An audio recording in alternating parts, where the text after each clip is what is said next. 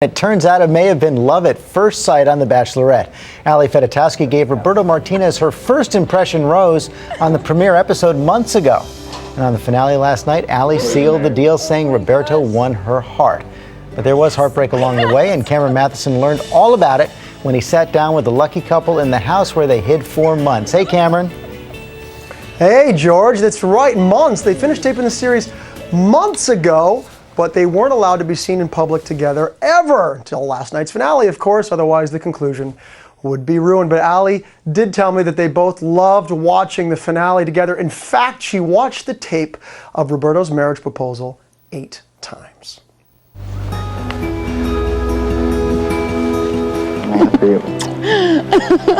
I want to make you laugh, just like this. I want to make you smile. They say it every season, but last night's finale really was bursting with romantic drama, starting with unexpected heartbreak. I'm in love with somebody else. I have to let you go here and not wait till tomorrow. Then, a Bachelorette first. You're the only guy here today.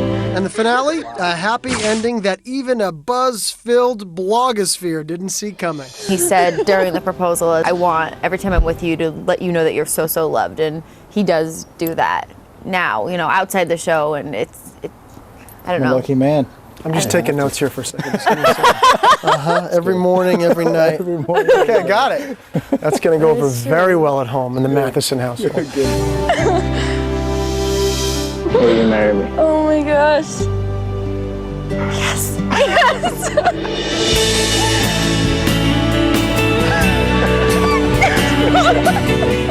Do you have a wedding date planned? Maybe next summer. I'm just looking forward to enjoying that normal life and kind of having that normalcy and enjoying each other. And yeah, I mean, maybe sometime next year we'll do it. What's been the hardest part about the hiding? Any close calls with paparazzi trying to find out where you're staying, who you chose? Well, they follow me like crazy. I remember I called him once in tears, like, I can't shake them and I want to come see you. And We haven't been in a car.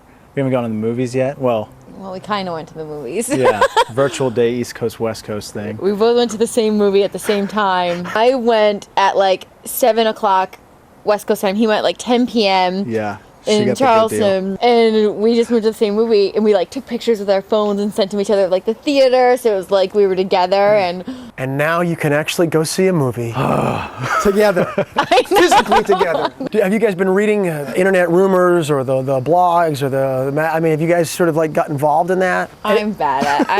You I are? do. What about the rumor that you guys knew each other before the series even began? Yeah. I wish. I know. I wish.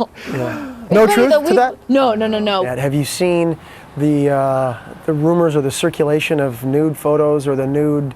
Oh, of mine? Yes. Yeah, I've seen them. That girl in that they have like a picture on there. She has a really nice butt. I wish that picture was of me. So it's not you? No.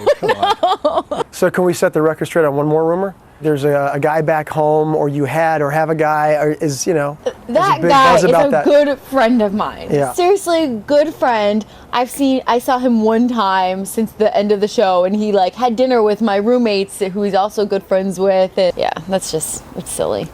Okay, I'm gonna create a scenario for you. You got a buddy, he comes to you, he says, you know what, dude, I want to be on The Bachelorette, I want to be on The Bachelor. Okay. What advice would you give your buddy? Don't have any girlfriends before you go on the show. I'm just saying. Make sure things are cleared up. Ali was shocked when she discovered that Justin had a girlfriend. He then quit the show. So did Frank after announcing to Ali he wanted to rejoin his ex-girlfriend. Ironically, Ali, competing on The Bachelor earlier this year, left Jake Pavelka during the series to return to her job. I'm so sorry. But when Ali changed her mind and asked if she could return, Jake said no. If either of them had called and asked to come back to the show like you did with Jake, how do you think you would handle that? We've all seen how couples coming from these shows, it's a lot of attention, a lot of great things come your way, but it also creates, or has created, a lot of obstacles. Be quiet while I'm talking. This is how he treats me all the time. The relationship between Jake and Vienna being the most recent example of that. Please stop interrupting me. How are you guys going to avoid that downfall?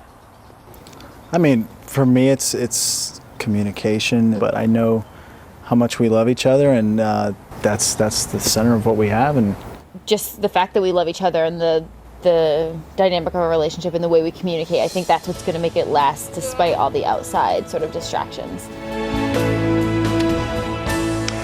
Allie did tell me behind the scenes that her relationship with the runner-up Chris never really got more than just a friendship. The romantic sparks just weren't quite there. Meanwhile, the happy couple is planning to move to San Diego, where Roberto's going to open an insurance company. Allie is planning to be a happy homemaker until she finds the right job, and I have a feeling they'll be doing a little wedding planning for the big wedding coming up in 2011. So you're a believer. I am a believer, and I know that my track record isn't great because I kind of was a believer for Jake and Vienna. I'm aware of that, but I got to tell you, I had a really good vibe from them. I talked to them a lot behind the scenes. They seem really down to earth, and they seem like they have it all figured out. That's just my take. Well, I love that you are such a romantic, Cameron, but I agree with you. Actually, they seem like they've got it together. I do. I'm going to go out on a limb too. Yeah. So we're out there together. All right. Let's go, George. Okay. Thank you, Cameron.